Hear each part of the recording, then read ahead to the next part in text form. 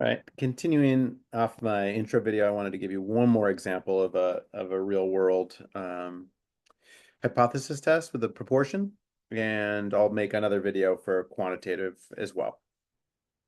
So it says in 2011, studies showed that 41% of adults in the US claimed they worried about hunger and homelessness a great deal. So imagine they had a survey, a great deal was probably maybe all the time, a great deal, quite often, some range of responses. So 41% chose a great deal.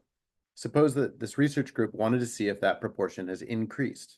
The group surveys 516 randomly selected US adults and asked, how much do you personally worry about hunger and homelessness? 243 adults answered a great deal. So there's a lot in here, and I think something that might strike you as like there's one proportion that relates to this 2011 study. There's this new sample. I'm going to walk you through how to sort of piece that all apart. So always before you start, the first question is it even appropriate to use the normal distribution to describe what would happen here? And we've seen this. I'm going to skip by a couple of these because we've talked about this already in class. We already have the two numbers we need to check this. N, sample size, and P, for hypothesis test, it's whatever's being suggested is the population proportion. So in this case, N is provided at 516, but understanding the hypothesis test and how you choose what P is an important part. So the null hypothesis assumes something to be true. This can be what has been stated to be has been true, what has been thought to be true in the past is still true, and what's known to be true about one group is also true for another group. So this middle example is really what's going on here, where we have a number from 2011 that says 41% felt that way. But the new question is about how do people feel about it today? And then you want to see if that number has increased is what it says. So to do that, it's sort of setting 41% as a line in the sand. Be like, well, it was 41% then, so let's see if compare our sample to 41%. So for that reason, the null hypothesis would have 0.41 in it as 41%, as in we assume it's no change between now and then, so it was 41% then, it's still 41% today. So based on the assumed population proportion and sample size, we need at least 10 successes and at least 10 failures. So NP, we've used this equation before, has to work out to be greater than 10. In other words, 41% of those 516 people in the survey, we would expect them to say that they worry a great deal, and that's about 212. So that's way more than 10. So it's plenty large. And for failures, the other 304 would give other answers. So both of those are way more than 10, which means you're 100% okay to move forward using the normal distribution. So the alternative hypothesis disagrees with the null. And in this case, it's arguing that we suspect it's increased. And there was some language in that original thing that gave that away. It said a research group wanted to see if that proportion had increased. And you're going to be looking through the language in these introduction to see if there's some indication about whether the researchers suspect an increase, a decrease, or a change, and that would determine which of these three you choose. So this would be a right-tailed test, presuming the population proportion has increased to over 41%. I'm going to pause for a second just to, your hypotheses should always look like this. I wanted to line them up right above one another. The first thing to notice is the numbers are always the same. There's never different numbers in the null and the alternative. It's 0.41 in both cases.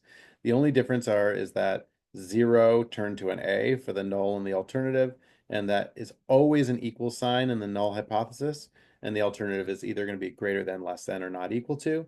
But really, if you look at these, they look very similar. After stating the hypotheses, we then gather a sample as evidence against which we test the legitimacy of the null hypothesis. So the sample in this case was 243 out of 516. So that works out to be a sample proportion of about 0.471. And then the question becomes, is that just normal variation, or is that evidence that there actually has been an increase? Let's look at, just going to kind of skip ahead. Yep. Oh, in order to understand that, we need to understand the typical variation. So we calculate the standard error, and it works out to be about 0.022 or 2.2%.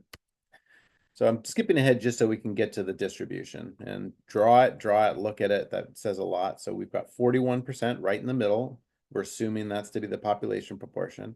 And then adding 0.022 shows us the spread. So it's a good time to say, if we're looking at an increase situation, then really looking at 2 standard deviations above the mean is where to focus. So just as a quick indicator, 45.4% is kind of looks like it's on the line. So our sample proportion was 47.1%, which is quite a bit beyond that. So like I said, when you draw a picture for this, usually you know what's going to happen. And something being that far from the center is usually an indication that something is wrong here, which means the null hypothesis is probably not true.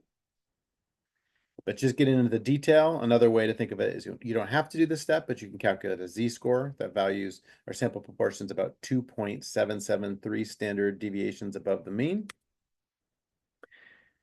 And yeah, again, noticing where the z-scores falls, this should all make perfect sense if you draw the picture and line it all up. So now we need to know the probability. What's the probability of this happening? So this is when we'd go to StatCrunch. And entering all this data in, we end up getting a probability back of 0.003, which is 0.3%. So it says 2017. That's when I first wrote this slide. And so really that's saying that's a very, very low p-value. And in general, if it's less than 5%, it's considered sufficient evidence, but that you can be given different levels of significance. So in this example, the low p-value allows us to determine that it's very unlikely the population proportion is still 41%. That would be sufficient evidence that the proportion has increased. So this would be reject the null, support the alternative. We've really ruled out this 0.41 and said really looks like that rate has gone higher. It's higher than 41%.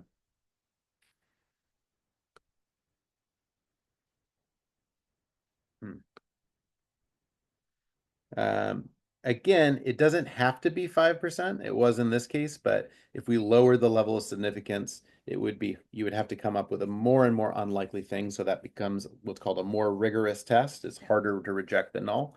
But in this case, our p-value was less than 1%. So it would almost certainly reject the null in any case. Thanks for listening. More videos to come.